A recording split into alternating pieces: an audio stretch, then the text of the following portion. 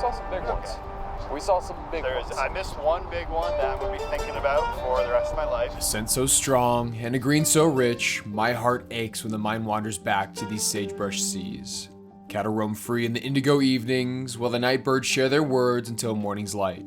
Gravel pops run endless, where the folks tread few, and they say to carry a clean cast by your side if you hope to seek a sweet kiss from those below. Now, if I were you, I'd never trust the silver whispers of romantic memories. That is, unless you're talking about the cowboy state. For most folks out there, they really put the Y in Wyoming, but for the anglers that know, you know. Where the trout at? What do you think? Seems legit. The fish will come. I know of it. No way! Look at that thing, dude! Oh! Did you see that? Looks like thunderstorms are dodging all around us, so we're definitely gonna have to play this by ear. I don't know, it's hard to tell what it's doing, but I'm feeling rain.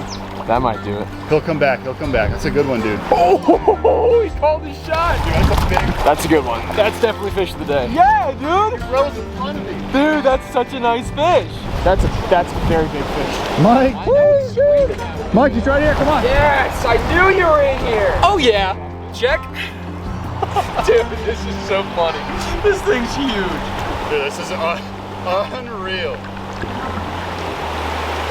Wyoming. Spread far and wide with an impulse to get isolated, time and space has painted the charismatic Clarkii into many different shapes in quite a few sizes. To me, the slow motion sip of a lazy cutthroat is the starring role in any Broadway production of summer here in the Mountain West. Sure, the sweet symphony of meadow songbirds is important, and the smell of warm pines swirling with the sage is sure to intoxicate your recollections. But without that neon slash and spots numbered like the stars, these precious dog days just wouldn't be the same to me. In 1996, Wyoming Game & Fish introduced the native cutthroat slam. The hopes were to connect more anglers with the native fish that swim in these states' diverse waters. Untold numbers of passionate fisherfolk have embarked on this odyssey, and it was time for us to do the same. With summer finally here, there was no better way to cash in on these late sunsets than with a region-spanning road trip across the cowboy state, with the 4 main native cutthroat species leading the way. To any and all still watching out there, I am so happy you've made it to this point in the video, because I think if you stick with, you might learn a thing or two along the way. I know I did. Most of all, I really hope you enjoy this adventure. You know, there is a lot of work that goes into each one of these productions, and having your support, it really means the world. But here we go. It all starts now. My name is Mike, and this is a Fly All Season story.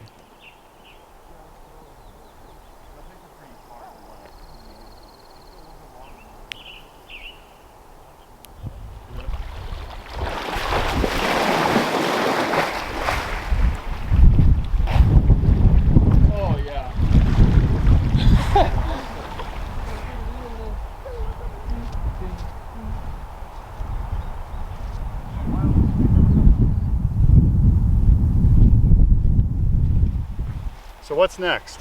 I don't know, there's a lot of fish out there, man. We can do whatever we want. Months of calls and hours of packing had finally converged for one make-or-break week in July. We hit the road early, knowing the tourist traffic emanating from the national parks could halt our march at any time. Where are we going, you ask? Well, Wyoming, of course.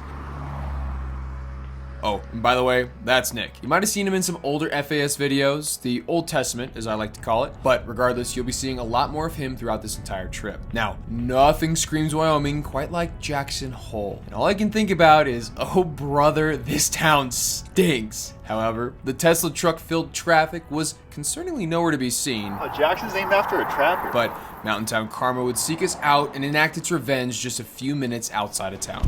We were this close. We're so close to being out of the tourism sphere of Teton and Yellowstone, but we got caught by a bison crossing and everybody's got to get their picture, including us. The dense herds finally gave way to the bluffs of scrappy sagebrush deserts. Du Bois was our last call for a final fill-up and a few road beers. Pavement turned to gravel, and you could almost catch the occasional whiff of fish in the air. Folks, we were getting close.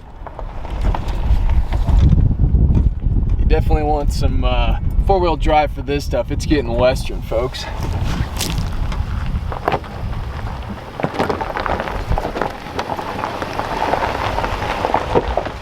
Where the trout at? Anglers Special Regulation Area, all streams within, creel limit, no more than one small trout. All cutthroat should be released immediately. Hell yeah, we're in the right spot. What do you think? Seems legit. Nick and I grabbed the rods, packed the nets, got some last minute snacking in, and found time for just a bit of stretching after that long drive. But really, we only had one thing on our mind. Long winter nights, dreaming of this set and setting, had finally found its way into our reality.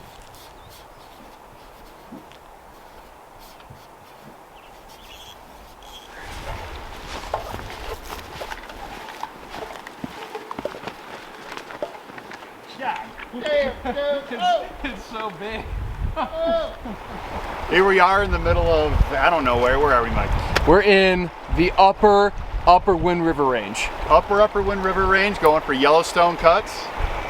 We'll see what happens. Number 1 on the list. Number 1. Gotta knock it down. Number 1 on the slam, here we go. Even though we usually go upriver, Nick has spotted himself a hole that is too good to resist. So we're gonna head down there and see if we can get one. We got moves. They're pretty small. Clearly, somebody else knows about this spot. Whack.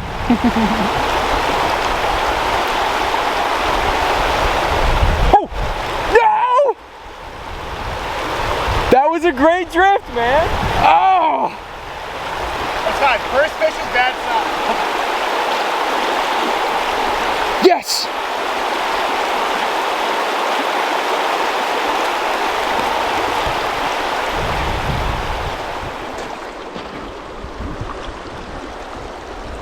Brown.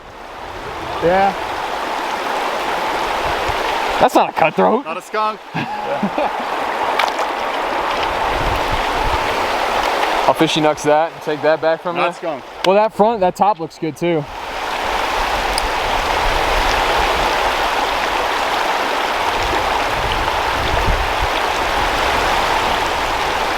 Oh.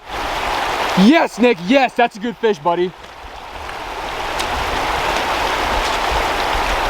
Oh, buddy, that's a good fish. No, you're good. I got the camera.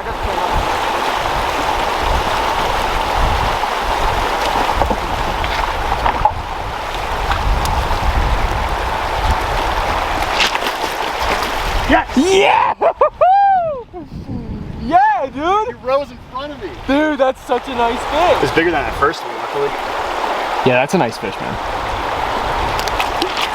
That's okay, we're good. And that's why we keep the camera rolling. Hey man, hey, give me some nuts. This river rock bottom was showing up nicer than expected below the surface. Up above, the clarity was more than questionable. However, snooping along the beaches revealed that there was plenty for these fish to be looking up for. Stoneflies had been hatching, and the chubby was an obvious first-round draft pick to help prospect these new waters. Did you see that? Dude, yeah. You didn't eat it, Dude, man. take a couple steps, take 10 steps to your right and that'll be in frame. Oh, Another refusal? that was another one, man. I think that was another different fish. Nice. Hell yeah.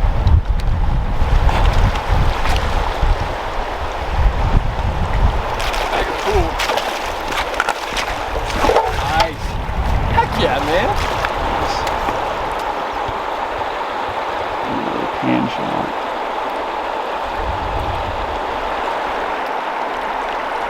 Money. Oh yeah. Check. Well, that was mighty fast. Both on the board, getting those Yellowstones in the bag was a big burden lifted off the old shoulders. Step 1 of the slam was now taken care of. The rest of the day, it was all gravy, baby. Another brown. Further exploration downstream led to yet another small brown, which had Nick and I a bit bamboozled, but its presence didn't distract for long. Breeze on our necks was building, and our horizon was getting eerily dark. It's getting to be a bit windy. We thought we'd be all clear from the rain, but looks like thunderstorms are dodging all around us. So we're definitely gonna have to play this by ear, and hopefully my camera doesn't blow over. Good lordy.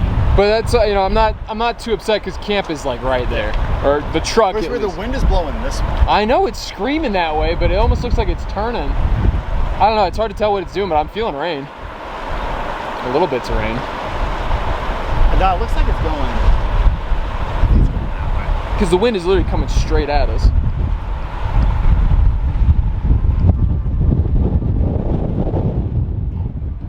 Sitting completely exposed along the river corridor was far from ideal, but we did our best to hunker down while the nastier portions of this storm Tokyo drifted within inches of our noggins. This gave us a chance to rehydrate and fiddle with our rigs a bit. It's really tough sometimes, but on a long road trip like this, you ought to treat things more like a marathon and not so much a sprint. Taking that deep breath and grabbing a snack can do you wonders in the long run. And once that looming uncertainty somewhat settled, Nick jumped back on the board with a few more fast water fish from the opposite side bank. Smaller guy, but hell yes. A nice Yellowstone was thoroughly tricked, and yet another non-native brown was brought to the hand. Oh yes, Nick! Brown? Yeah.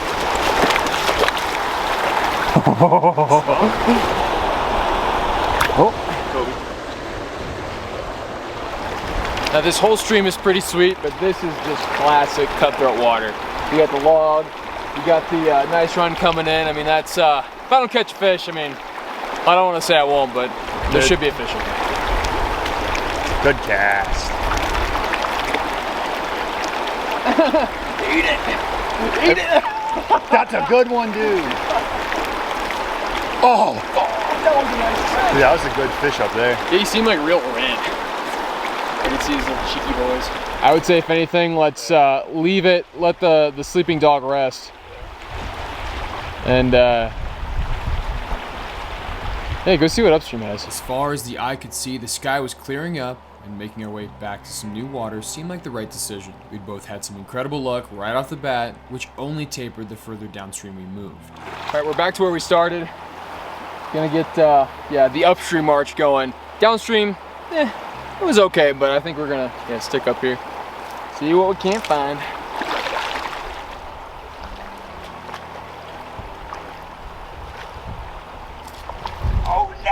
Just leave it to this dynamic duo to leave fish to find fish. Granted, I did have that one bite, but for the most part, this quote-unquote upstream march was becoming a slow slog. Caught in a bit of a crab swirl, Nick and I just couldn't track down these fish. We'd both had opportunities, yes, but it must have been because of bad hooks. Obviously, it wasn't angler error. We needed a rally bad, but floundering in frustration, we can all agree that these flowers, they were so dang beautiful.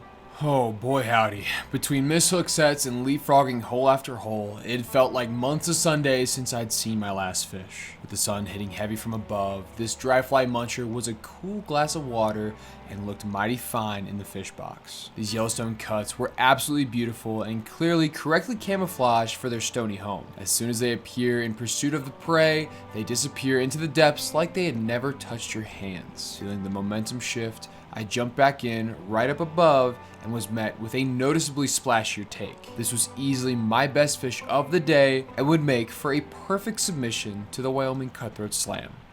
Picture taken, location documented, and most of all, the fish was back to dry another day. Perfect. It was time for Nick to jump in and get a few more of his own.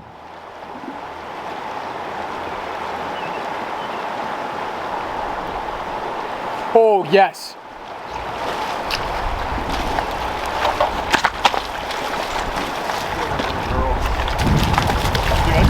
That's a good one. That's definitely fish of the day.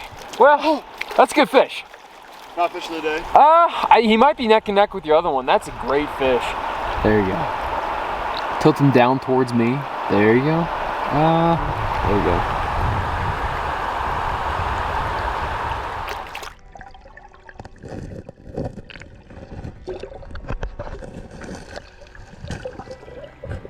One more pool, one last cast, and most importantly, one last fish is a tough concept to shake for a lot of us anglers. Spin rod, bait caster, or fly rod, when the getting's this good, it's hard to put a pause on the action. This run right here would be the prime example of that. Man, he came out like a shark. That was cool. That was really cool. Like a slippery stack of dominoes, these fish kept falling one after another in a dry fly fueled chain reaction. Oh, set that dang hook.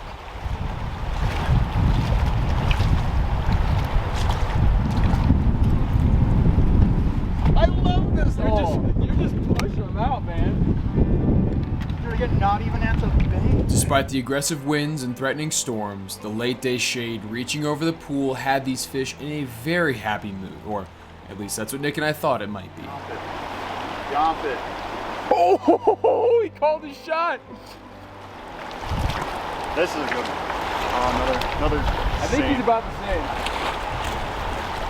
Damn, dude. Just one after Jump another. it. Yo, man. The getting was so good at this generous little creek, one could spend weeks exploring every bend. But luckily, Nick and I both have a PhD in leaving fish to find fish. Before we completely escape this valley, I have quite a few questions for my comrade. All right, Nick, who the heck are you? Why are we here? Start off with, who the heck are you? I'm Nick. I've fished with Mike a couple of times now. He's a great guy for having me out the past couple of years. He's lying. Always been a blast. Not from Wyoming, not from west of the Mississippi. I'm a New England guy. Are you any sort of biologist, or are you any sort of wildlife guy? Nah. Okay, then I'm gonna ask you to give me a very taxonomic description of our first trout. What was our first trout? First trout, Yellowstone cutthroat trout. Okay, so to those at home, give me your best description. What are these fish like? What about these fish sticks out?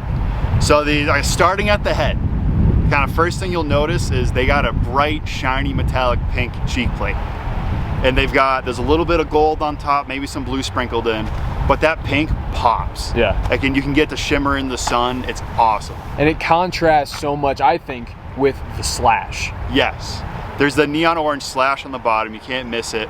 And it's just in the head of the fish. You've got neon pink, some neon blue sometimes if you get the light right, and then neon orange underneath.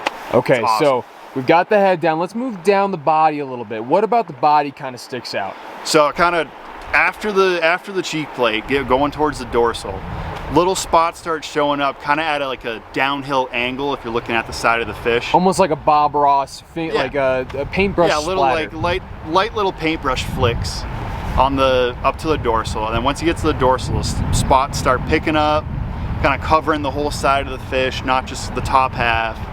And then it goes all the way down towards the tail, and the tail is just covered in fine little spots. Okay, so we've seen kind of the micro. Now let's zoom out. Tell me about just the fish itself, the Yellowstone cutthroat. What about it kind of is popping for you? Chubbies. Yeah. They like chubbies, and only chubbies. Occasionally a hippie stomper, but only chubbies. That's it. That's all I've ever caught them on. And when we've seen them today, it's almost like the bottom of the water changes color. Yep. And it's just like, well, you said it yourself, it's like a stick of butter. Yeah, you can see, you know it's a cut coming up for your fly. You can see the yellow coming up. You can see that pink flash. You see the head. And it's you know it's a cut coming, and you know you have to wait to set the hook because they're lazy. For an off-the-cuff description, I think Nick kinda nailed it, and I couldn't agree more about their lackadaisical eating habits. But there are a few more things I'd like to touch on since we are narrowing the focus down on the Yellowstone cuts in particular. Ranging from the aptly named Yellowstone River Basin all the way up to the Upper Snake, these fish can be found across a few of our western states, and especially in Wyoming. Even though the subspecies still persists through a massive part of its native range, it's all relative because they now only occupy around 40% of their historic waters. There are many factors going into this, and it's a frustrating story that's been told a million times throughout the West, but I will hopefully touch on these nagging issues a little later on in the video. But anyway, what we are catching today here at the Wiggins Fork would be best described as a mix of fish displaying both fluvial and stream resident life histories. However, they can also fit that ad-fluvial niche, especially in places like the very famous Yellowstone Lake. Seeing as these cutthroat are spring spawners and are always on the hunt for cold, clean water, they have a tendency to move around a lot throughout a given season. That can mean out of a big lake or a big river to the upper reaches of those watersheds, kind of like where we were today. With growing seasons so short, a lot of Yellowstone populations could be considered rather opportunistic with regards to their eating habits. We mainly stuck to toss and dry flies like Nick mentioned, but I wouldn't be shocked if you could lure out some bigger fish with a chunky streamer or a stonefly nymph drifted under an indicator. It's no doubt flashes of crimson would soon follow. And we did all right today, but we saw some big ones. We saw some big ones. I missed one big one that I'm gonna be thinking about for the rest of my life. Oh yeah, oh yeah. Oh no. Behind a log jam. I'm a little upset about it. I farmed the hook set. But here we are, the Wiggins Fork, check. Yellowstone cutthroat, I got to check. complete. Yeah, that's number one on our Cutthroat, list. check. Wiggins Fork, check. Time to move on to number 2. Yeah, we're gonna road dog it, keep this road trip going. Yes, sir. Nick, Great description. I love it. Do you think going downstream was the play? We can't say that it was.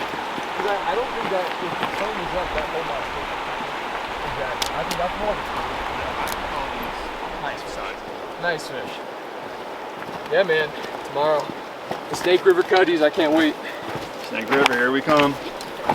Those angry clouds continued to throw feints just out of range as the success of our first stop settled in. Back at the truck, I cleaned up my Onyx tracking and we hit the road soon after. Granted, it took a bit of convincing to get this little truck up and out of the road we'd followed in, but with time and patience, we made it back to the blacktop with no problems. The long light slowly laying down across the ridges fit well with our atmospheric playlist. The smooth sailing with the sun setting to the west really made this feel like a road trip. Well, that and some frozen burritos. Burrito check. How we doing? We've got full flex. We got flex? We've got full flex. That's better than a frozen brick. And it's smelling. It's smelling right. I think we're making progress. The dashboard oven's doing its job. Darn it. Just gotta keep I mean, I don't. Could it be ready? I think we let it simmer for a little bit more. Okay. But I think we're getting. If you want more turkeys on your table. Also, What's the Onyx synopsis, has a my good special sir? offer That'll do it. for you. That'll do it? Yeah, that'll Now, a whole cooler full of breakfast burritos doesn't come easy, folks. Some prep work a few days prior was required to get the desired results. This is officially the last burrito off of the skillet. It is good to go, and I'm so excited to be eating these. And this is kind of the behind-the-scenes part of a road trip that, I don't know, I bet most people don't talk about or don't even tend to do. You know, you can get something like this at a gas station or a quick diner, but this is gonna be a rapid, non-stop type thing. So we're going from place to place and really not doing too much stopping, I don't think. So having a little extra kick with a big batch of burritos, it's gonna be perfect. And even if we don't eat them for breakfast, well, hey, we got lunch or maybe a late dinner, it doesn't matter. But yeah, I love getting in the kitchen and flexing my creative mind a little bit and doing some cooking, because I never get to really show the other side, the other passions. It's really just fly fishing, but I watch more food YouTube than really anything, so it's fun to, I don't know, test some techniques and cook some different foods. And breakfast burritos, check. That's another one off the list, but that's enough ranting about my silly side habits. Let's get back to the fishing and hopefully we can find some more. The Tetons came into view once again, and we were blessed with an incredible horizon to soak in and just enough ambient light to get our eyes on the next destination. Problem. This road's not exactly smooth. different world. Cracked windshield. Yeah, what the heck?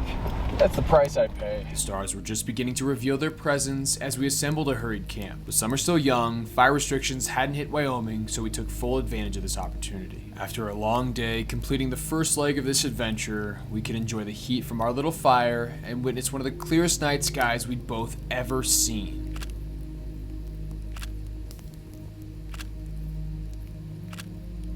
That is, until the Sandman ushered us into our respective sleeping quarters and led us into the dream world.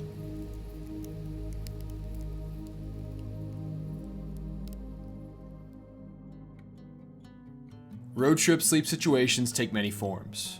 With Nick being close to 6'5", he needed some extra room to spread out so a tent would have to work. Myself, on the other hand, I gravitate a bit closer to average height, so I tend to lean back in that driver's side seat and snooze the night away. After packing up the tent, Nick hopped in and we crushed another hearty burrito. While enjoying the sound of Clay Newcomb's soothing Arkansas twang, my mind couldn't help but drift to the last time I fished for the second Cutthroat on our list. By all accounts, 2022 was a good year. It was my official rookie year of being a nomad, and in mid-August of that year, myself and a few friends took a stab at the fabled Flat Creek just outside of Jackson Hole, Wyoming. The lower section of the Elk Preserve remains closed for most of the year, that is, until late summer. Now, on top of the scenery all around you being top-notch, the fish swimming in this Snake River tributary weren't half bad either, or at least that's what I'd read. A lot of casts are going to remain unshown because despite a large section of water covered, only 2 Snake River cuts were brought to hand. Granted, things were a touch technical and the water seemed high for that time of year,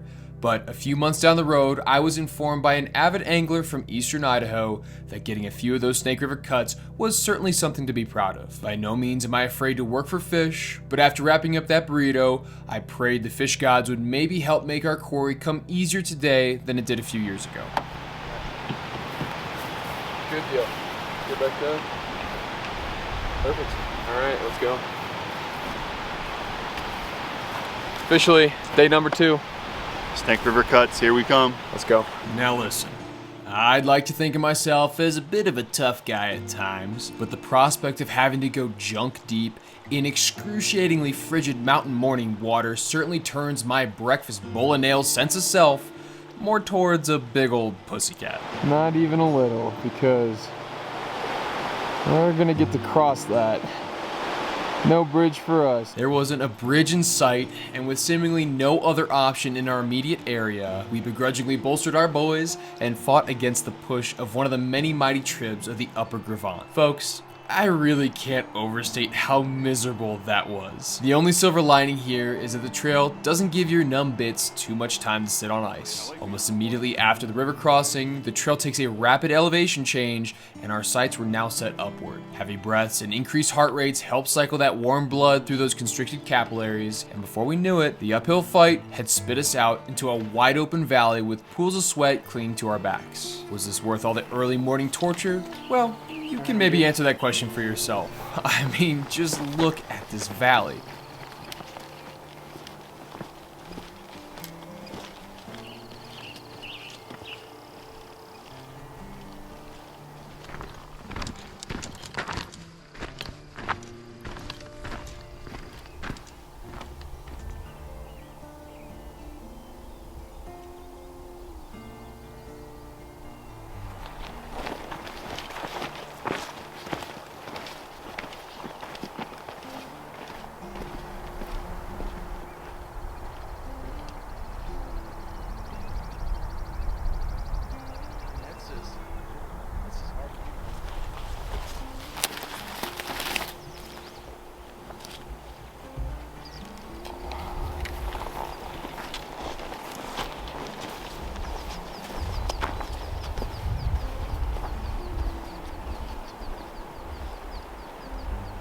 Wrong? Huh? This trail. One of those rocks is going to move and it's going to be a bear. Keep my eyes on some suspiciously brown looking ones up there Yeah, right? in between the willows. No bears for now. From the looks of it, we were a few days behind some dusty boot prints of previous anglers and maybe a coyote or two. Dry air makes it tough to tell how fresh these prints actually were, but Nick and I went out on a limb and wagered that we were going to be alone for today. We finally left the main trail and busted sagebrush to the creek. 10 a.m. was approaching fast, and our time to find a fine spot was trickling away. Stepping into the creek itself, there seemed to be a small hatch going off. Was that a mayfly? Maybe a midge? I don't know. Tough to tell. But word on the stream is that this relatively unsuspecting creek is known for some prolific mid-afternoon stonefly hatches. As much as I'd like to start with a big and buggy chubby, the morning was still young, and by that, I mean still cold. I'm not much of a betting man, but if I was gonna put a wager down, I reckon to find success, we're gonna have to smack these fish right on their nose with a big old nymph.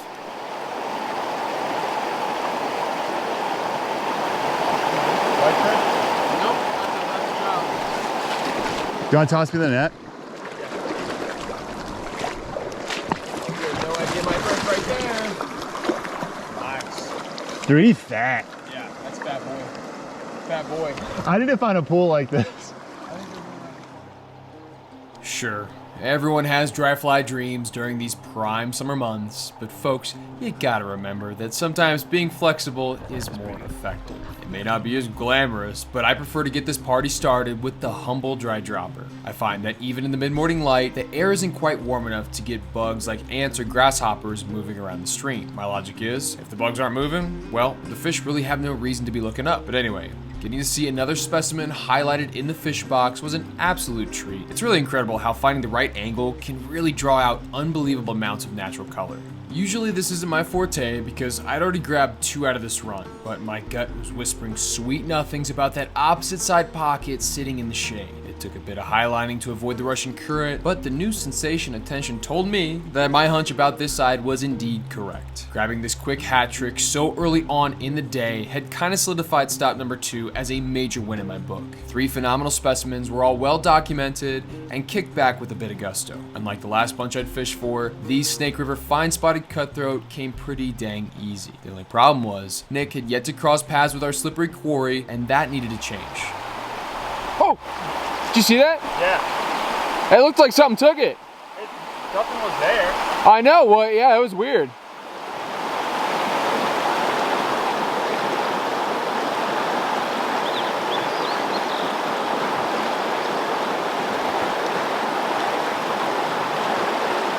That's a fish.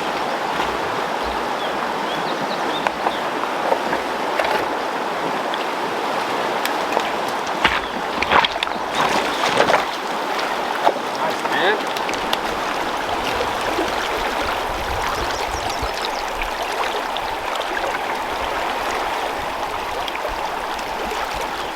Not bad.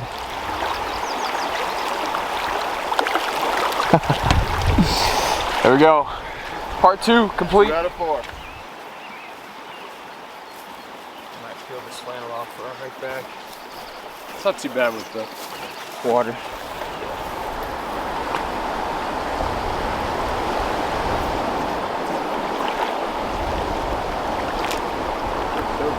Oh, Oh, see that? nice. That was All right, good sign. Oh, Wait, I think I just got a refusal. All I right. think I gave you some smaller ones, right? All right.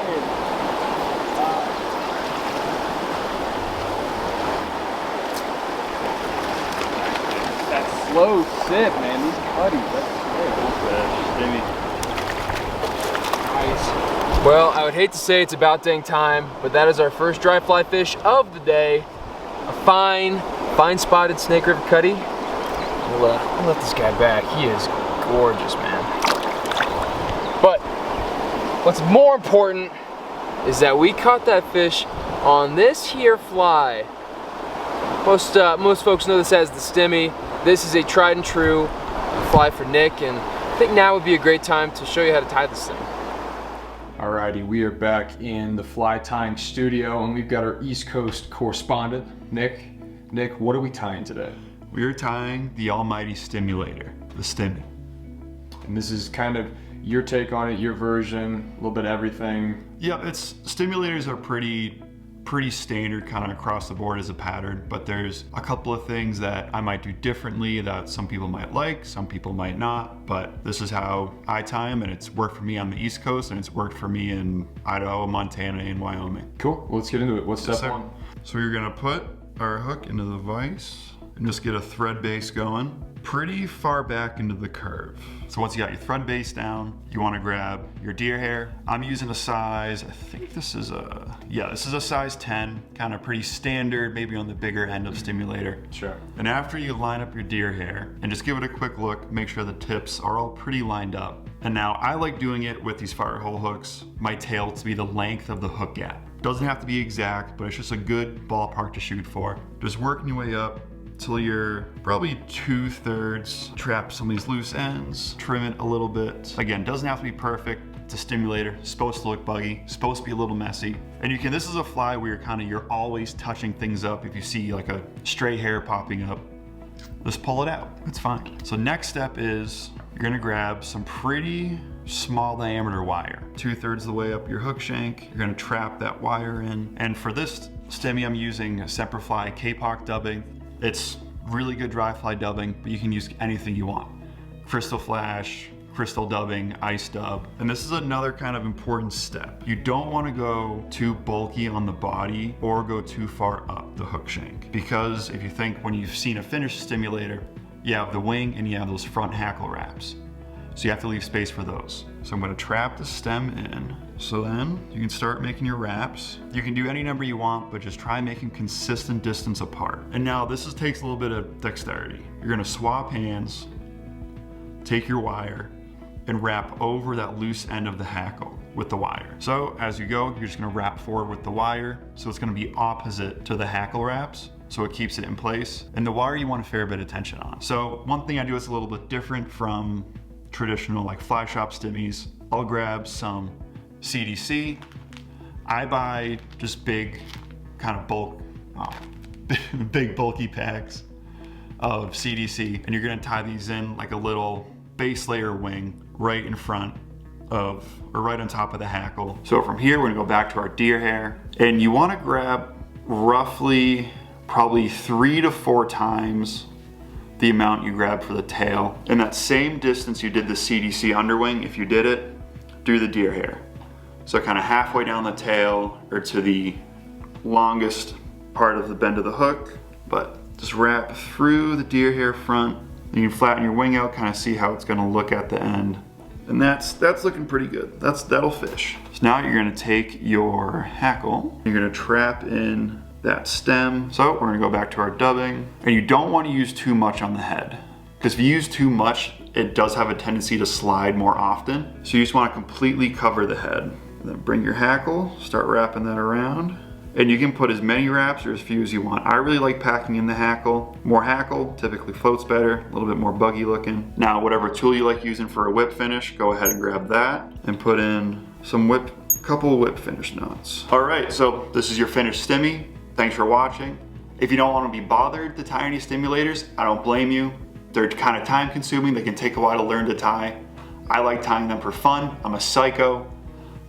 I can tie them to order. You'll find my information linked down below. Cool. Well, let's get back to the water and catch some more. Yes, sir. Back to the water.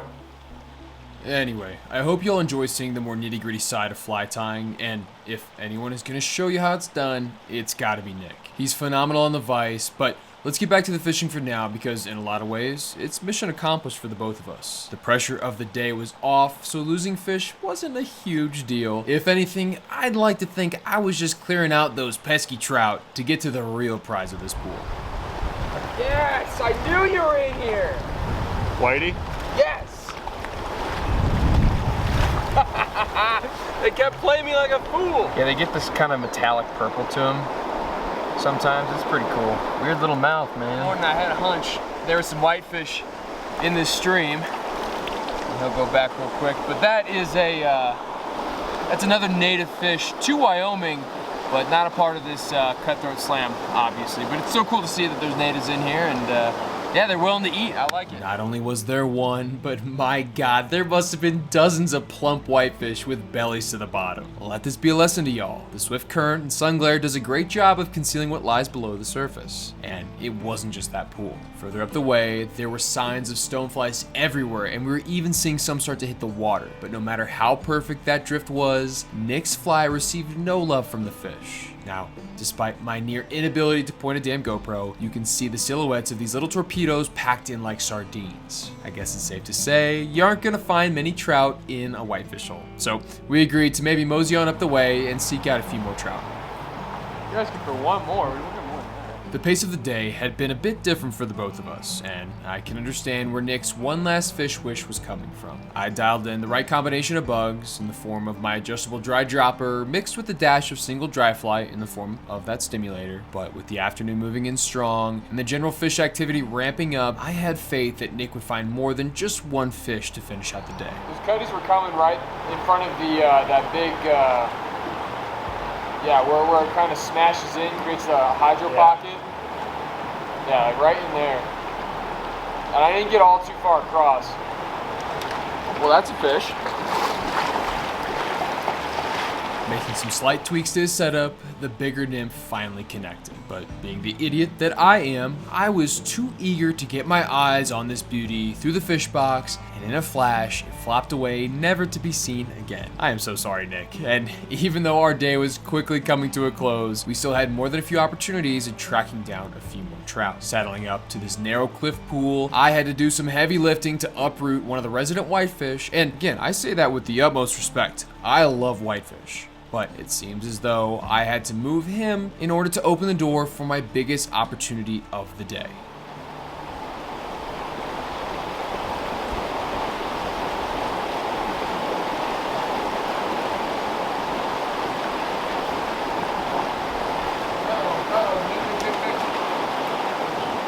Oh, God, Nick. Can you throw me the net? Or...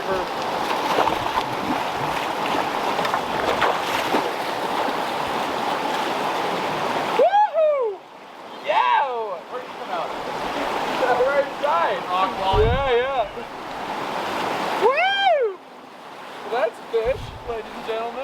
I mean, are you kidding me with this fish? Just look at the dimensions of that thing. The colors were insane and that tail was like a damn paddle, for real.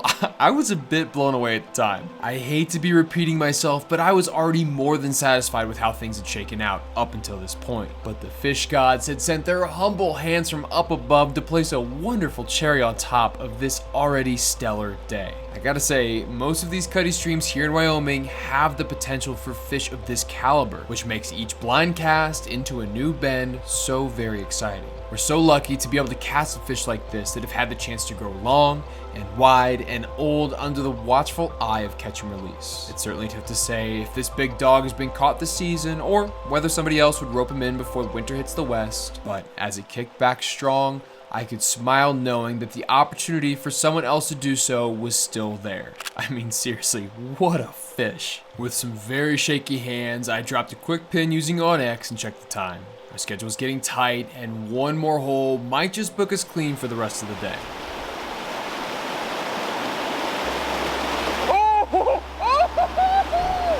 He's fucking flat-footed!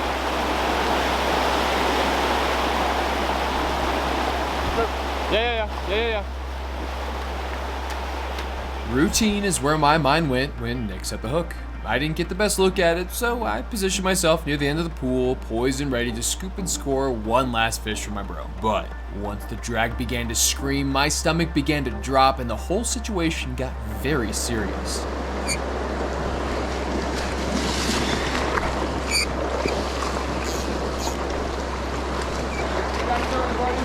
I know I'm trying. This was another big fish. And to all you armchair anglers out there, pat yourself on the back, feed your ego, and just know, yes, you would have totally done everything right in this situation. We all can't be as good as you. But for those of you out there with half a brain, however, you know that when you mix fast currents with a big fish, all loosely held together by some light tippet, things can go sideways, and they can go sideways fast. This fish was strategically using its weight and the speed of the current to put its full force downstream and evade each pass with the net. Nick was pleading with me to finish this fight, but this wise old cutthroat had no intention of giving up easy. Mike, please, dude. Mike, he's right here, come on. Things had now gone from bad to worse. I find that with every second gone by, the chances of landing a truly big fish drop rapidly. This was especially true in a scenario like this, and after my fourth spin and sprint downstream, I was so sure something was gonna give and heartbreak would ensue. There could have been a nick in the line, the hook could bend out, and the drag could slip or fail, and that would be it. All those thoughts were racing through my head right until the end. Sip yourself after that. Oh yeah! Dude, this is unreal. Setting, everything, man.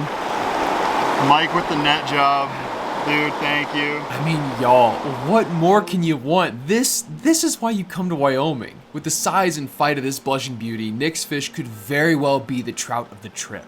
We were in no rush at all, so we stood by while this stud cutthroat caught its breath, and swiftly after, caught its stride. That strong kick was a sign Nick and I both needed to know our adversary was A-OK and good to sip another day. Wyoming! Alrighty, Nick, it is day 2. Where are we at, and what are we fishing for? We are on Crystal Creek, way up on the Gravant. We are, I'm not really sure how many miles in, but we got cliffs, we got woods, we got sagebrush, we got the whole Wyoming deal. Do we have any fish? Are there any fish along with all these? There's some, there's a lot of whitefish. Yeah. There's a lot of whitefish. But there's also some Snake River fine spot cuts sprinkled in. Right. Which is what we were after on day 2 of the Wyoming Cutthroat Slam. Okay, and we've already talked about the Yellowstones. If the folks at home are seeing this, we've already caught the Yellowstones. Yep. So can you give us an idea of what makes the fine spots different than the Yellowstones, at least from just an eye glance? So it's all in the name, fine spot. The black spots are a lot smaller on the fish, on the Snake River, than on the Yellowstone cut, and they're dispersed through the whole fish. And on the cheek plate, it leans a little bit more towards a red than a pink like on the Yellowstone, but the biggest difference is the spotting. So yesterday we were fishing for Yellowstone cutthroat, and I'm sure there might be some of you out there who are scratching your heads wondering what the hell is the difference between those and the fish we found today. Because objectively, they look pretty similar to the untrained eye. Even though they are listed as their own separate subspecies of cutthroat, the Snake River fine spotteds are very, and I mean very closely related to the Yellowstones. There's a lot of scientific findings out there that suggest these are simply the same fish displaying a different morphology. After reading through a number of published papers, the genetic testing has revealed no significant difference between these two. Now, I'm no scientist and I have no say in the matter, but there are some grumbles out there to reclassify each and simply lump them together. So hopefully this is the context needed to help explain why they look so similar. Now, personally, I kinda enjoy the fact that they're seen in some circles as different fish and are managed accordingly, because what's life without a little bit of variety, right? Plus, the other camp of eggheads that believe them to be their own distinct subspecies think that it was somewhere during the last ice age when the Snake River fine spotted cutthroat started to diverge from the Yellowstones. But prior to dams being built, their populations had plenty of crossover in countless drainages, so it's a bit of a mystery as to when and why these trout decided to adopt such a fine spotted outer shell. But like the other cutthroat in this slam, they are spring spawners that can display all three life histories. So hopefully this answers more questions than it raises, because it was time to move on and hike out of this gorgeous valley. The mixture of pine and sage lifted with the thermals as the valley grasshoppers were calling in their late afternoon chorus. This had been quite the day, and there was a big part of my heart that was hoping to make it back to Crystal Creek sooner rather than later. Leaving fish to find fish is never advisable, but we had a goal to keep. Before we settled up for that long drive south, it was imperative to jump in and let the cold cleanse our tired bodies. Uncomfortable as this may be, you have to take your road trip bass where you can get them, even if that means a freezing cold mountain stream. The Mountain West, wide open. Welcome to a populationless expanse. JK, it's freaking Jackson and there's traffic all the way down.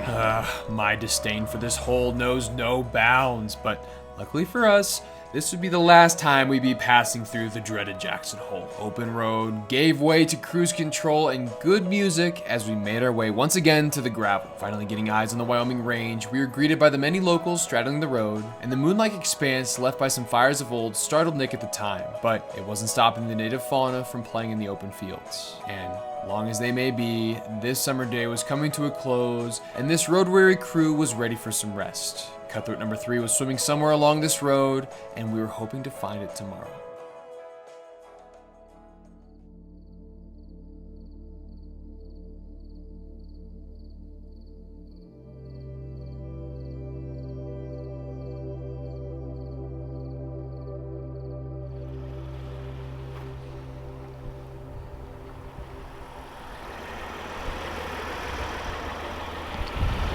How'd you sleep last night?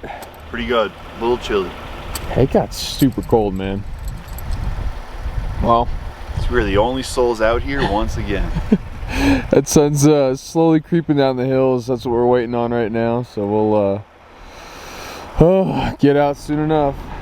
Hurry up, Mr. Sun.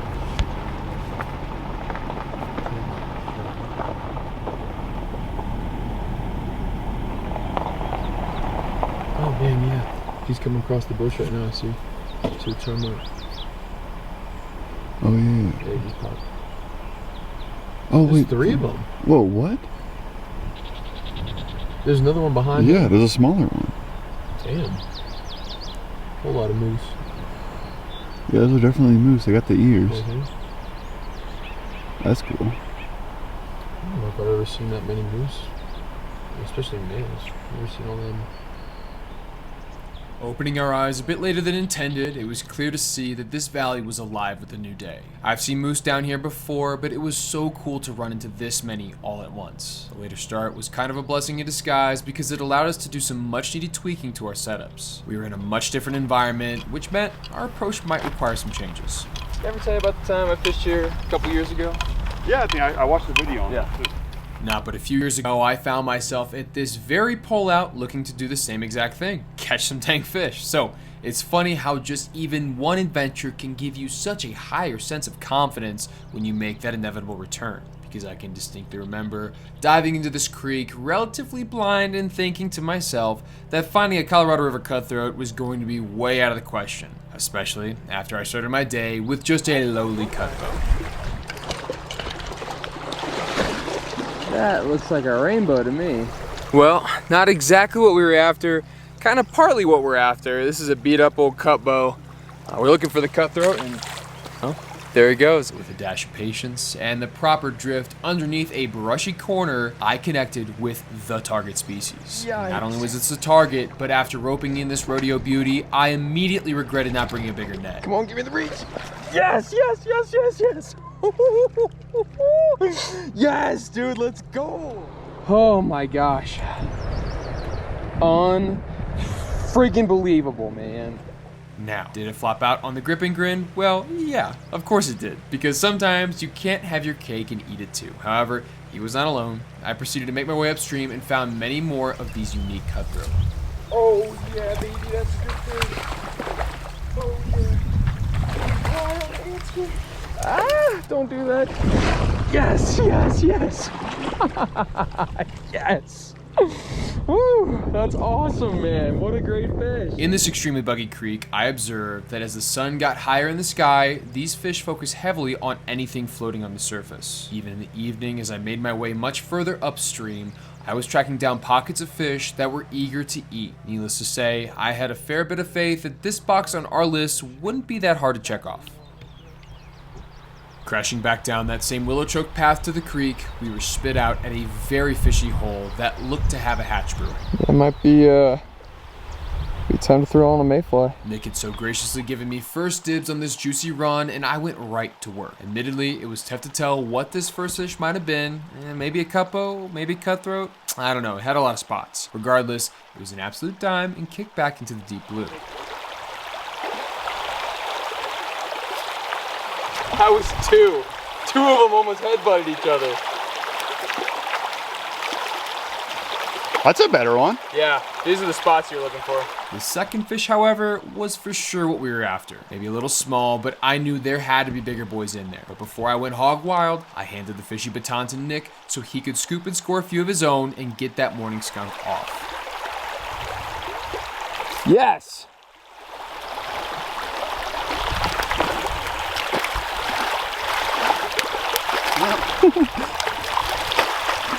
There you go. Hell yeah, man.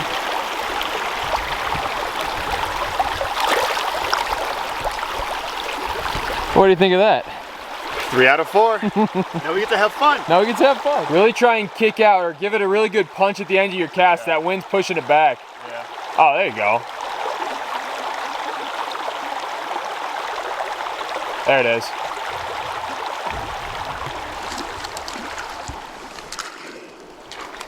If you folks haven't noticed, I have a new net.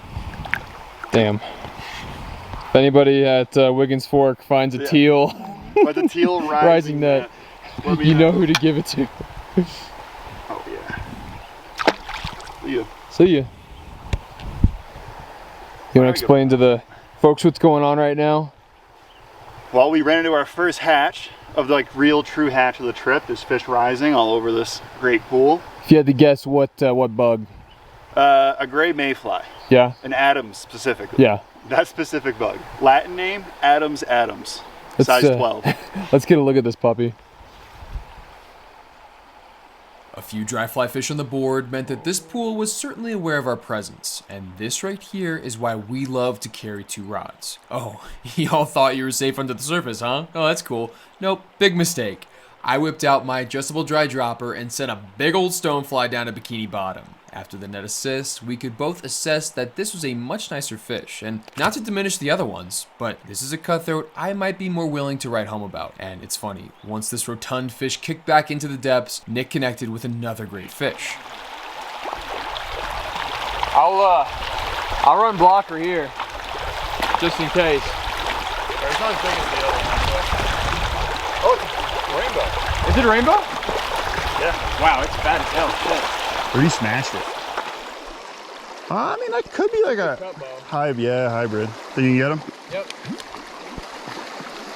Nice. Perfect, too easy. One on the nymph and one on the streamer. I mean, you really can't complain about that. And again, this is why you carry 2 rods with multiple setups to allow for different looks. Cover your bases and you might catch a few more chunky cuppos, kind of like this one. Even though this wasn't a purebred Colorado River cutthroat, Nick and I both admired this beauty as she disappeared out of our lives forever. This hole was fun, but we'd both seen enough. It was time to move on upstream and seek some new water.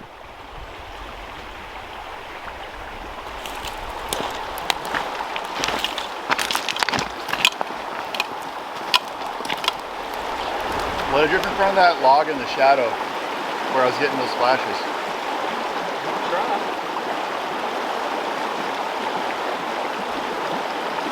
That's a whitefish. That's got to be a whitefish. Be a whitefish, baby. Yeah. Oh yeah, baby. I told you I'd sniff them out.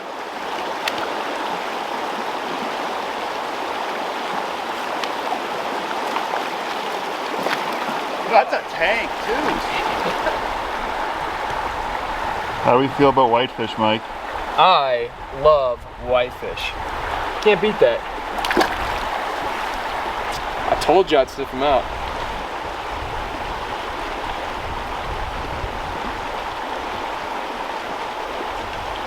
That's an even bigger whitefish. No way! Look at that thing, dude.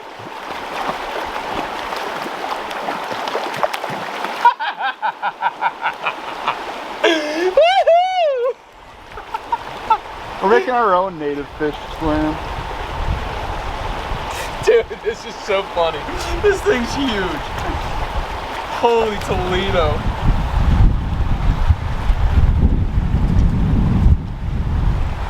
Oh yeah, baby, the whitefish. Going 2 for 2 on rather healthy whitefish meant that I earned myself a quick snack break while Nick went back to work. Oh yes. Perfect. Give me the business. He's giving you, yeah. This right here is prime time summer fishing. It really didn't seem to matter what we were throwing at this point. The fish were just all over our flies. Oh, he came back for it. Did you see that? Yeah, yeah, dude. Oh, he wants to get a bit. Nice, man. Another streamer eater. Oh, dude, this one's pretty. Is that a pretty one? Yeah. Nice. Once the chubby flew through a few times, Nick would clean things up with the big streamer, and I did the same thing on my end. I tossed my dry fly and clean up whatever else was left with my adjustable dry dropper. All in all, these few short hours spent meandering up the winding willows of the barge were just so dang fishy. And don't be afraid to try that right side either. Yeah, baby. Nice. Sick, man. Great fish. Ready to let him go? Yeah. Yes. Set. Oh, nice. That was slow. Beautiful Colorado cutty. Nice, man. Oh. Yeah, those par markings are nice. See ya. Sweet. Oh, he's pretty. I want to get a camera on this guy. Yep. Pull down.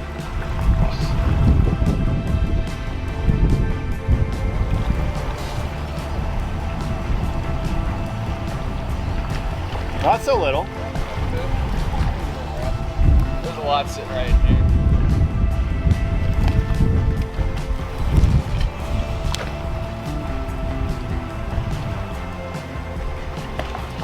And you didn't want the chubby, really? Well, that is another, fine Colorado cutty. And that fish was caught on a pretty special rig, if I do say so myself.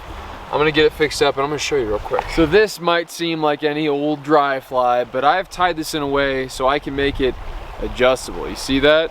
My nymph down at the bottom here can change depths, but as you can see, the fish still go and munch it just the same. I got this link down below. I did a video on how to tie it and everything. It's pretty special and I catch a lot of fish doing this. So yeah, go check out the FAS ADD. Go, check the link in the description. With the sun getting high, we checked off the Colorado River Cutthroat with confidence and were itching to get a move on. Our pacing was going well, this is true, but a sense of urgency was starting to boil over as this trip now hit well over the halfway point. We had time for just one more hole, and it's safe to say that this might have been the right decision.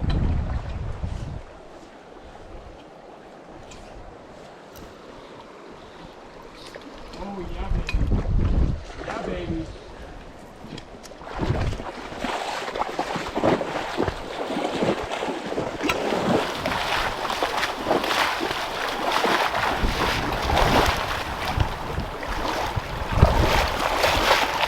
That's a better fish.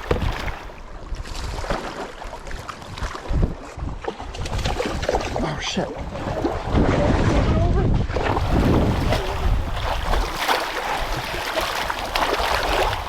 Oh, heavens to Betsy. Now, just from my own personal experiences, I knew there were probably bigger fish lurking in La Barge. That specimen right there, that was a tough one to beat. And since we've been catching a bunch of these Colorado cutties all day long, now would be the perfect time to talk a bit more about these fish. Okay, Nick, we're over the hump. We're halfway through our road trip, so this should come as no surprise, but where are we and what are we doing? We're a little bit further down south. We're in the Tri-Basin Divide on La Barge Creek, and we are on fish 3 out of 4 for the Wyoming Cutthroat Slam, the Colorado Cutthroat Trout. So, the Colorado Cutthroat. We've seen the snake, we've seen the yellow. Give me an idea how the Colorado, in your mind, differs, at least visually, from those other two. So the Yellowstone and the Snake River, they both had really, really fine spots, kind of all throughout the body. The Colorados have bigger spots and fewer dispersed along the body.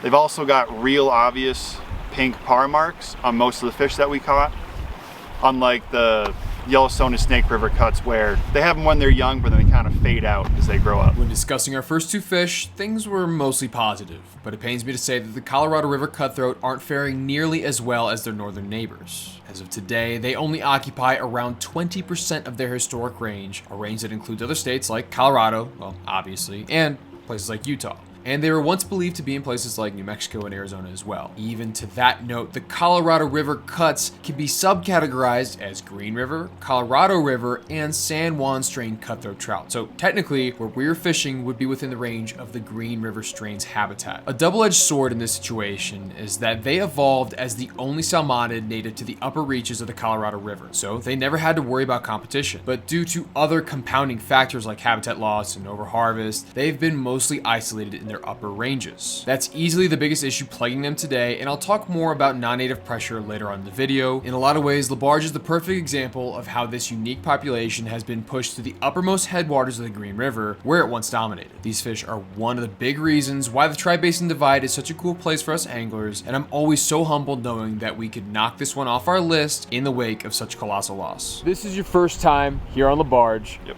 Give me an idea how you like it. Is this a pretty cool stream? It's real snaky, real willowy, a lot of really good undercut banks here and there, real sharp bends like we have behind us, real deep runs. It's big fish country. Big fish country. We saw a couple. It was a fun surprise. And we know they're here. We know they they're are here. But that's 3 out of 4. 3 out of 4. So that means that can only mean one more thing. We got the Bonneville left. The Bonnievilles are left. We go get that cup oil off of here. How is it?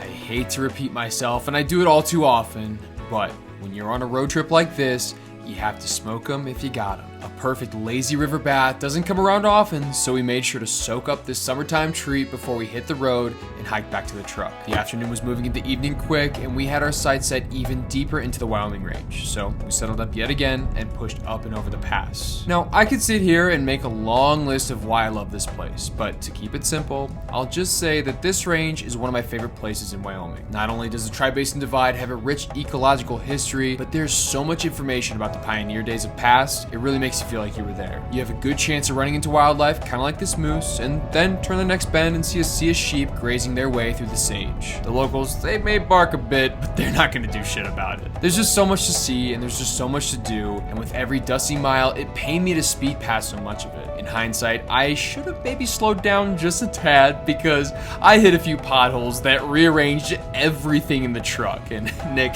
if you're seeing this, dude, again, I am so sorry. But thankfully, both Nick and I and the truck survived one of the worst roads I've ever seen, and we landed at our spot safe and sound. Thinking this rugged route would act as a barrier to most, we were surprised to hear another vehicle pulling up behind us not but a few minutes later. With the fire ripping and the steak sizzling, we invited our camp comrades over for a cold beer and a hot dinner. JT, Joel, if you're seeing this, it was great to meet y'all, and it was awesome spending the night sharing stories. Campfire cooking. Just new friends. But with one last fish on our list and being so close to completing the slam, Nick and I had to maintain focus and get some much needed rest for our final day on the water.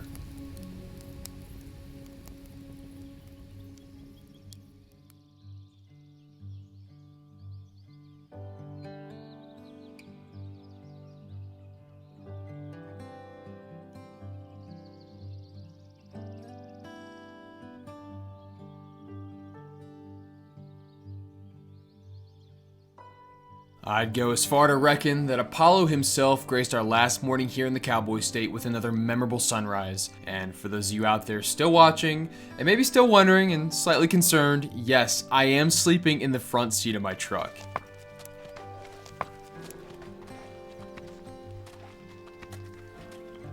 And at the risk of sounding like an even bigger psycho, I would go as far to say I really enjoy sleeping there. Don't get me wrong, a tent is great and all, and spreading out's just fine, but there is just something so convenient about being able to wake up with no mess, especially on a road trip. But I digress. As we were getting our camp all squared away, the Joels invited us over for a little camp coffee to return the favor from last night's dinner. And I gotta be honest, it was a damn fine mug of mud. So much so, in fact, I'm thinking I'm gonna have to incorporate that more here in the future. I present to you the last burrito. Pretty warm still. Yeah. I'll re-rig at the first spot. Okay. You want to give us a real quick synopsis of what's going on right now? All right. We are on day 4, fish 4, last one of the Wyoming Cutthroat Slam, the Bonneville Cutthroat. Also known as? Or the Bonnieville. Bonnieville. Depending on your geographical location. We are on Hobble Creek, trib of the Smiths Fork, and we are ready to rock and roll. I set the final tracker down for On X and we mosey down the trail.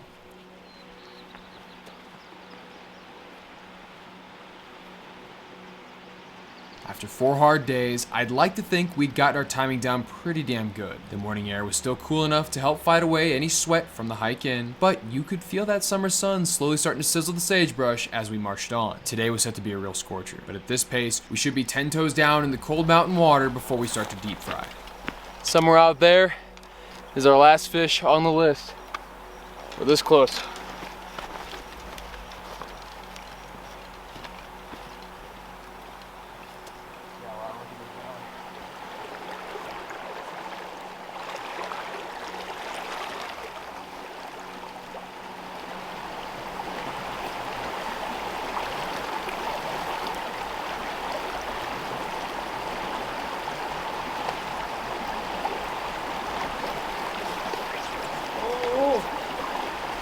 Did you miss one? Yeah, I didn't pin him though. Damn, that was a good fish too. That was at least 12 inches, I would say.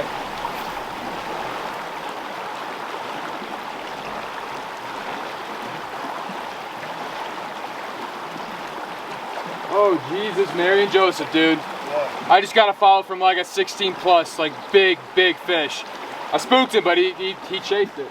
So close, yet so far. This was my first time setting foot in a hobble, and after a few casts prospecting for our final fish, it was clear that our learning curve was going to be set steeper than we expected. As we clambered upstream, scratching our heads, I couldn't help but think of the last time I was hunting for Bonneville cutthroat trout here in the Wyoming range, and how surprisingly difficult it was. Just up and over the adjoining valley was a little river they call the Smiths Fork. This is without a doubt the easiest spot to get to in order to find this particular native cutthroat. Now, key words there. I said to get to, not to catch. I can remember this morning being uncomfortably cold and eerily quiet in the fish department. I didn't even see a damn fish for the first few hours of the day. Doubt had crept in, and I was sure these bonnies were but a myth. Granted, I did decide to fish this creek right at the tail end of runoff, maybe not the best call on my end, and clearly the water was running a touch high and my toes were telling me that things were still very, very cold. So I guess I could understand how the fish might not be so inclined to move all that much for my silly flies so early in July. But as Lady Luck would seem to have have it,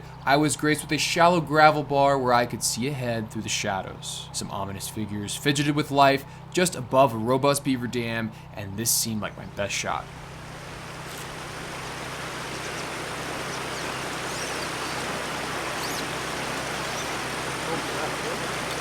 That's a good fish. That's a great fish. Come on. Come on, come on, come on, come on, come on. Don't play that. Yes! That's a dandy! What an absolute beauty. Holy cow. You know, it's so funny how vivid an angler's brain can dial in on certain fishy details. To this day, those cheeks were so bold and so bright, they burned right into my brain. I was hoping that Nick and I could find a few just like this, but maybe not have to work so dang hard.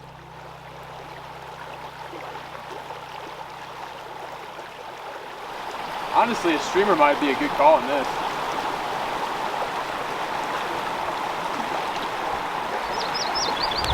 Might have been my hook. Let me just go. Oh, I see one down there. I see one down there. Get him. He's sitting like right there. Is he on bottom? Yeah. Seemed like he kind of lazily looked at it as it was drifting over. Even that might be a bit too far.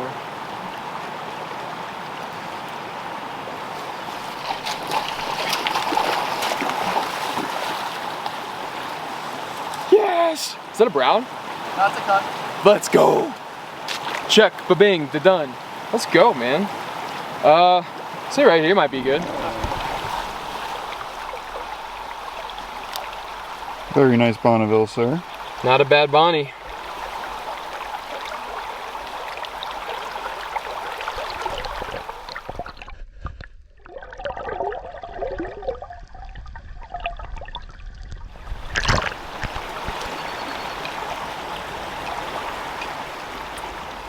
Can you tell how deep it is? I mean, pretty deep. Yeah. Do you think you're even getting close, or is it like halfway in down the water column? Probably a third to a half. Okay. Could be getting close to the bottom at that point. Yeah. I'll grab the rods if you want to keep pushing up.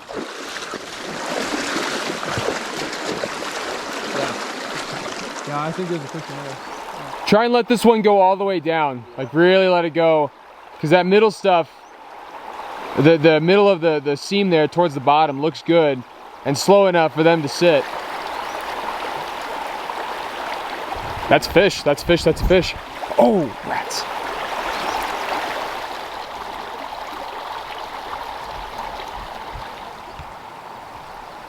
Hey!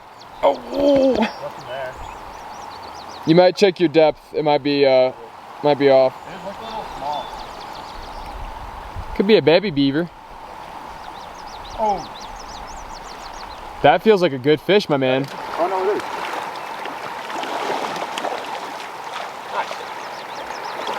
Big fucking white fish. Hey man, you're taking my fish.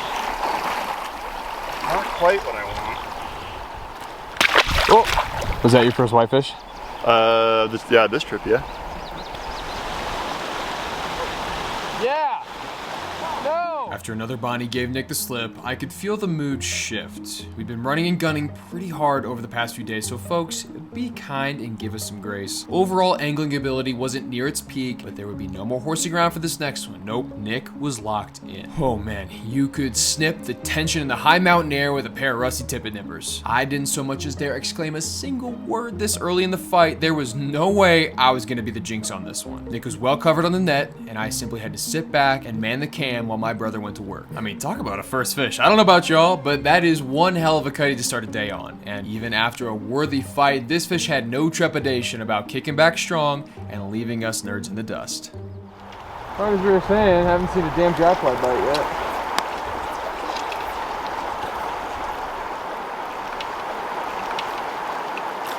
There we go.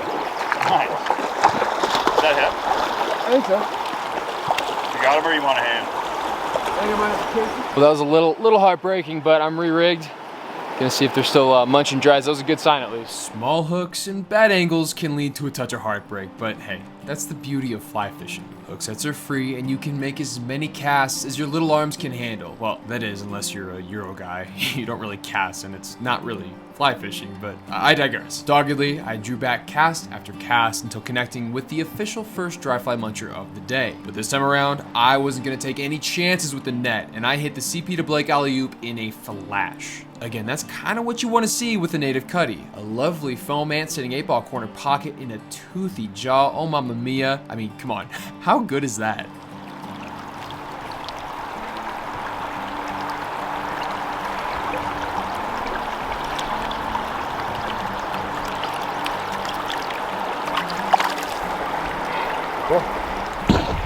First dry fly eat of the day. I think it's time to start throwing some more. Now, not too soon after that first surface sipper came the opportunity to do a little sight fishing. Up and over a series of tiered beaver dams came a deep run with a shadowy figure swaying cryptically in the back. Nick was up next, and I had a hunch we might be here for a while. This was a big fish. Oh, dude, this is a big one tripping.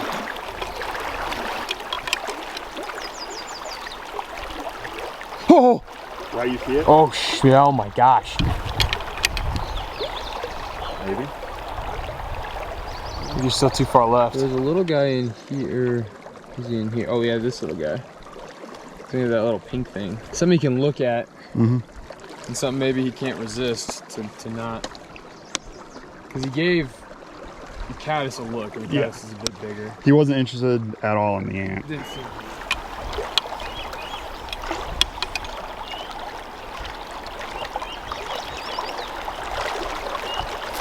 Oh, shit. That was him. I didn't feel him. And he didn't spook. He was right under it, though, right? Right over. That might have been him. I know, I didn't feel him again now. I thought he kind of shot off. Those kind of situations are always tough to leave, but like I said earlier, we've got a PhD in leaving fish to find fish, and we do it all the time. In all seriousness though, I'm pretty positive Nick poked that fish, which means he might not be comfortable enough to eat for a few more hours. He'd clearly seen flies before and was very much aware we were posted up on his block. But when you come up empty-handed on the next few holes after leaving, you can't help but look back a little and see the grass being greener, especially when that grass is where you knew a big dog lived. Luckily, the silence was broken a few runs later, even though it wasn't our intended target. With this being the last creek on the list, research wasn't nearly at 100%, and we had no clue what else might be swimming here. So the whitefish certainly came as a welcome surprise. However, this very healthy brown trout came as a slight shock. With the size on this buttery fella, there's no doubt a robust breeding population was present in this creek. So it felt a little weird letting him swim to go back and bully the bonnies, but we really didn't have a good way to harvest the meat, number one, and number two, we didn't have a good way to keep him cold on this very warm summer day. I always tell myself, oh yeah, I'll bring a bag and a fillet knife, but I always forget. Oh, blue dot's cool. Yeah, he's got a nice par mark on his cheek dot, I guess. But one hole later, Nick managed to run into his first brown of the day as well. Is that brown? Yeah. This fast water run was really fishy, and we figured there'd be a few in there, but I think now would be a great time to stop the video for a bit and talk more about the non-native salmonids swimming in Wyoming's waters. Starting way up north of the Wiggins Fork, we ran into pockets of petite brown trout scattered in between the many cutthroat. I can even remember the first time down on the Tri-Basin Divide, I crossed paths with a really stout pool boss brown that was no doubt bowling the native Colorados. I think there's a fish barrier way upstream. I mean, that is a thick son of a gun. But yeah, we'll let this guy back, man.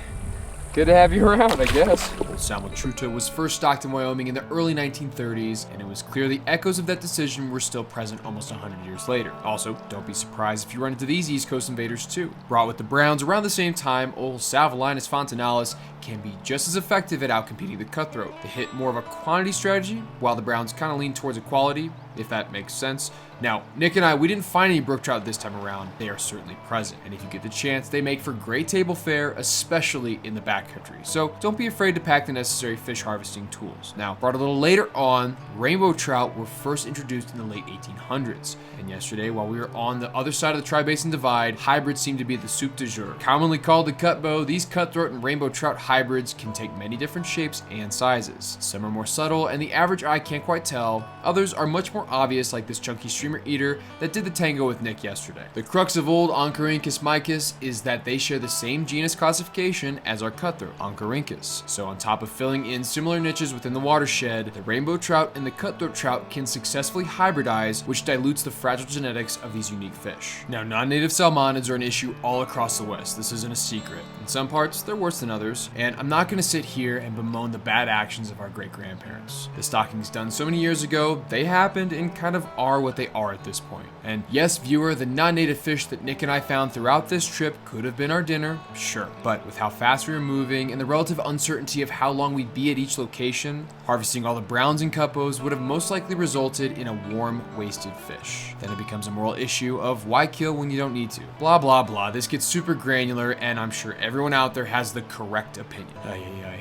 Non-native trout management is no easy feat and super subjective. So it would be silly for me, just some guy, to sit here and say how I feel they should be handled. What I can say, however, is that I really like native fish, and it pains me to see some of these cutthroat having to fight a losing battle with the more robust intruders. So I will leave it at that. At the same hole as that brown, Nick put in another killer cast that caught the attention of a root-wad living Bonneville. After fishing together for a few days now, we were definitely firing on all cylinders, so I jumped right into go mode. We've seen a few fish do the dash downstream, and I was not about to let that happen with this one. Looking to be yet another great fish, the general consensus was that this may be more of a quality stream rather than a quantity stream. Or at least, our flies certainly weren't finding many of the little fish. Nice. All right, I'm rolling if you want to let her. Oh, okay. There he goes. See ya. The warm air of the afternoon was blowing down the valley as it tickled our sunburned necks. The end really felt near. Granted, it was mission accomplished, but for some reason, I was still hungry for just one more fish. Cresting the corner to this cliff, I can remember praying to the blue skies above that the chance at one final Bonneville would be enough to satisfy my selfish grumbles for a long, long time. With the fish gods and Nick as my witness, I'm actually a little shocked things went as well as they did. Oh, he missed it. He just missed it. Did you see that? He'll come back. He'll come back. That's a good one, dude. He moved back left towards the brown drop off. Put the cast in the same spot.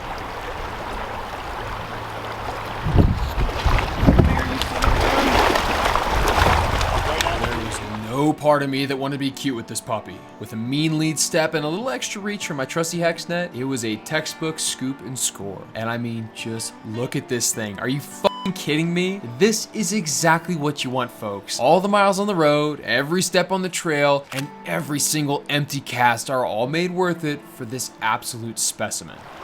I think he is ready as ever. If he wants to, he can.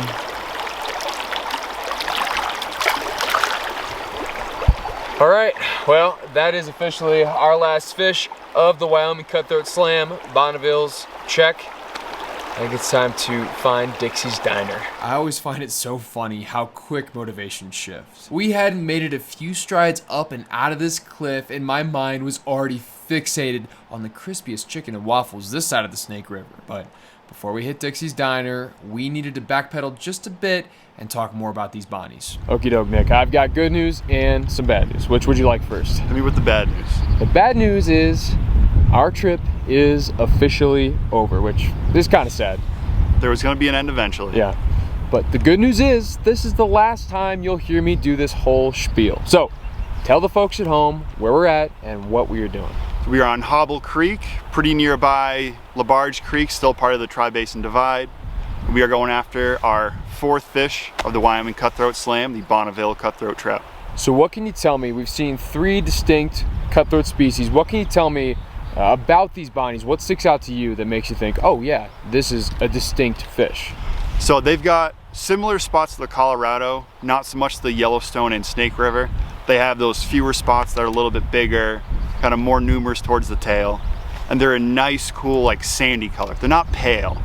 There's a really cool kind of light gold sandy color, and they have a little bit of pink on their cheek plates. Yeah, they're really cool. Nick alluded to this earlier with his comments on the spots, but scientists believe that these bonnies are actually more closely related to Colorado River cutthroat. Oftentimes, these trout get lumped in with their not-so-northern neighbors, the Bear River cutthroat, but as far as genetics are concerned, bears are more closely related to Yellowstone cutthroat. I know, this is a bit confusing, but I'm doing my best here, folks. A lot of these fish featured would be considered small to medium-sized, and there's an unfortunate reason for for this. Today, within their native range of Wyoming, Idaho, Utah, and Nevada, they are mostly relegated to the small headwater streams within major drainages. They have the ability to display all three major life histories, but are mostly stuck in the stream resident or fluvial form. In fact, their decline was so rapid that Bonnevilles were proposed to be listed under the Endangered Species Act in the late 90s. Now, that was a long time ago, and the Bonnies have seen a slight resurgence over the past few decades, but only after a lot of time, money, and effort were poured in from a number of conservation groups. Like many native fish, they have been plagued by outside factors brought on by modern times. So hopefully places like Hobble and the Smiths Fork can hold on and their range can slowly re-expand. What can you tell me about Hobble? Because this was totally different than any of the other three rivers we fished. Yeah, so Hobble, this was not a dry fly day for us. There was a couple of dry fly eats here and there, but all of the three creeks, there were fish rising, and it was pretty much dries all day. Hobble, it was a lot of use of the FAS ADD, killed it again, did work. Big heavy stonefly. Hobble has a lot of gravelly, pebbly banks that'll drop off into a deep run. Super fast. Where too. those fish like to sit. Yeah. Super fast on top. So those fish are gonna be way down low, glued to the bottom. Yep. But with our fourth and final species out of the way, I think that means, yeah, we got to start blazing a trail to Dixie's Diner. Yes, sir. It's We time got a for little bit dinner. of bushwhacking ahead of us, but we'll get there. Let's do it. Once we get around these aspens, we should crush. I don't really know where it goes though.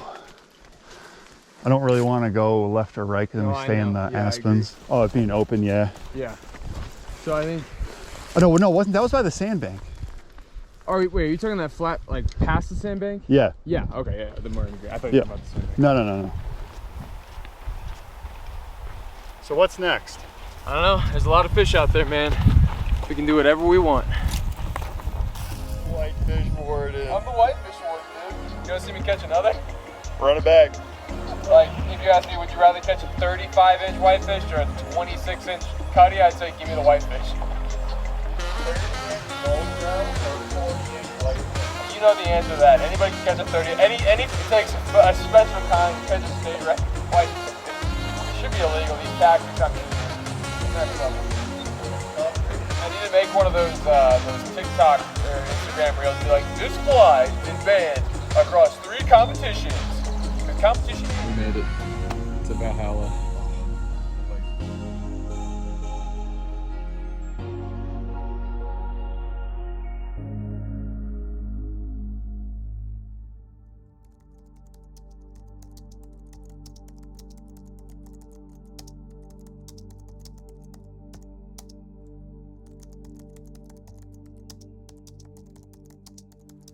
Alrighty, here we go.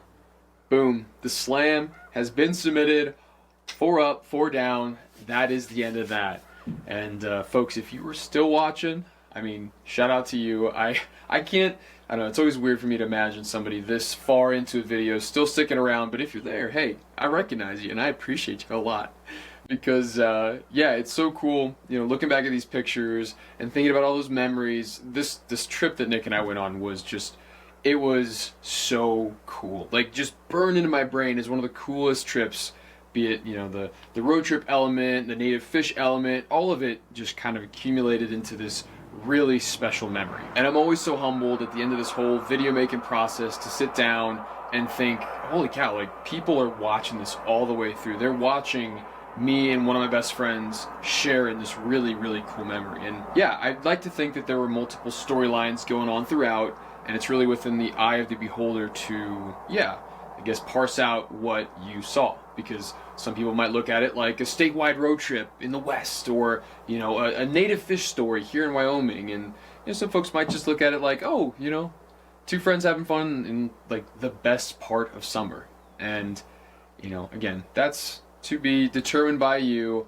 For me, and maybe, I guess for Nick, this is all just about capturing memories. And I think, man, every time I look back or when I'm editing, it's just, it's so cool. And I feel so lucky to be able to, yeah, really bottle these up. But the distilling and bottling process and fermenting process of these videos certainly isn't easy. And I don't really talk about it too much.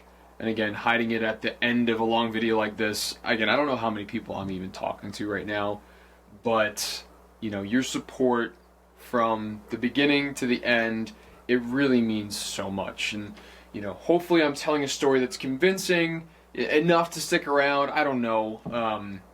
But yeah, just even watching it means the world. Liking it, sharing it, if you haven't subscribed and you like this kind of stuff, subscribing helps. I hate to be that way because it's, that dumb like, oh, like, comment, subscribe thing. And I think that's just like the cringiest thing.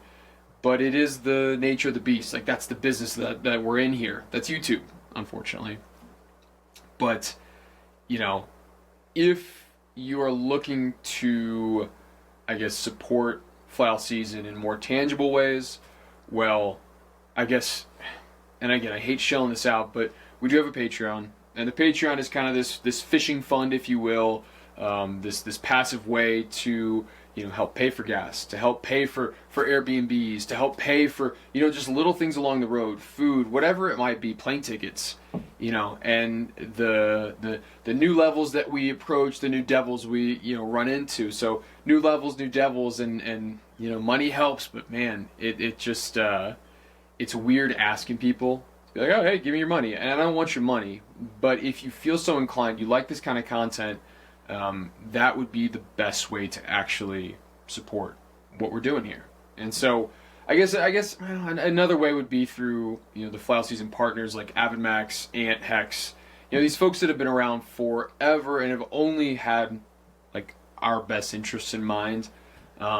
Especially like Hex and Ant, there's like small companies. They're dudes I talk to all the time. Like, I know them by name, and they're such good dudes, and they want to do better for anglers like you and like me. So yeah, going and buying their stuff, using the discount code. Now, full transparency, I don't get any affiliate code. I hate that stuff. Like, I don't really need the money, if that makes sense. So I don't push the affiliate code that much. It's more so about getting you the discount, you the viewer. If you want a new rod, you want a new reel, if you want some things from AvidMax, like, that's the best way, I guess, to also support, but in a weird, intangible way. Because I don't know, I don't talk about this a lot either, but I've got a full-time job. Like, I'm not sweating over money, but the more the Fly Season grows, and the more the sponsors are able to help and put some cash in, the more the Patreon input helps. Like, I look at the finances, and this is something that is, I guess, doing this full time is something that's a bit more tangible than it was a few years ago. And as fun as this all is, like, I really kind of scratch my head sometimes and think, holy cow, like, I could be doing this full time one day, and it would only be through your support. So just want to put that out there. Now, since I still got you here, hopefully, I want to take a minute and talk a bit more about some nitty gritty stuff, maybe some not so savory stuff, but I don't know, I feel like it's important, and it might be, a bit more on the boring side, but I'd like you to stick with, if you're still here, I mean, if you're still watching, shout out to you. But I want to talk about the fishing side of this whole endeavor, and specifically the research, because Nick and I, we probably had, a call, every other week, maybe every other 2 weeks leading up to this trip since like February. So calling, talking, researching, reading books, going through articles, doing our YouTube searching, and then finally calling all the different, organizations, be it Wyoming Game and Fish, the Forest Service, anything that can help hone in the goal, that being catching all of these 4 native species. And I really want to focus on that because I think the order in which I do research is very, very important, especially for you folks out there who maybe aren't from Wyoming, who aren't from the West, who've never been to this kind of an environment before. I'm from the Midwest, so my research process has been kind of built up over a long time of not being a quote-unquote local. And so, Books give you a broad understanding of the watersheds and of all the drainages. And then go to internet articles, especially fly fishing magazines. I would say trust them as far back as 2010, maybe even 2005, but there's diminishing returns there. And then go to YouTube. YouTube helps give you eyes on information of what's there, what might not be there. And again, the timeline on that is specific. So if you can find stuff within the last 3 to 5 years, that's great.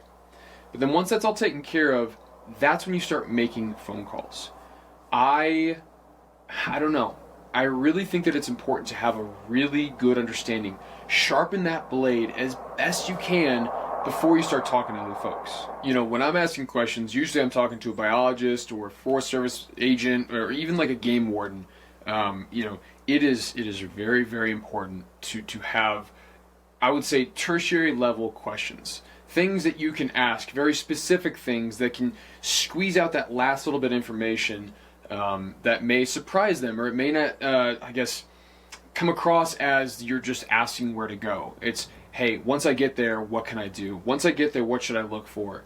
And through those conversations, you can kind of squeeze out more information and get a better idea of what's going on. And I guess you can do this with fly shops. I personally don't. I really don't like fly shops as a rule, because they deal with folks coming in every day just saying, hey, where should I go? Hey, where should I fish? And most of the time, the people working there have only been fly fishing for a few years. I mean, you get the old grizzled guys, but most of them are just young guns, 2 years in the game. They're like, oh, how do I get into this industry? Well, I'm gonna work at a fly shop. They don't know shit, in my opinion. But that, again, blame it on the University of Kansas, blame it on Arizona.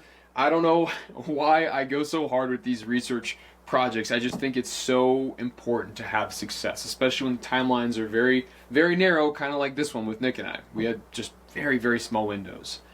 And with this research topic, I think an easy, transition or next slide, please, would be talking about hot spotting or spot burning. Because there are probably some folks that'll look at this and be like, I can't believe you named Wiggins Fork. I can't believe you named Crystal Creek, Hobble, LaBarge. Oh, these places are so special. Now you're going to put unneeded pressure on these watersheds. And I can definitely understand where the knee-jerk reaction of an individual would come from when they see a place that they love on the internet. But then the more logical, rational side of my brain goes, well, that's just willing ignorance in a lot of ways, because all the information's there. Like, you can go to even just the Wyoming Cutthroat Slam page. You can look at an interactive map. You can go and see where all these fish are being caught. Even on the Slam submission page, they list every single creek.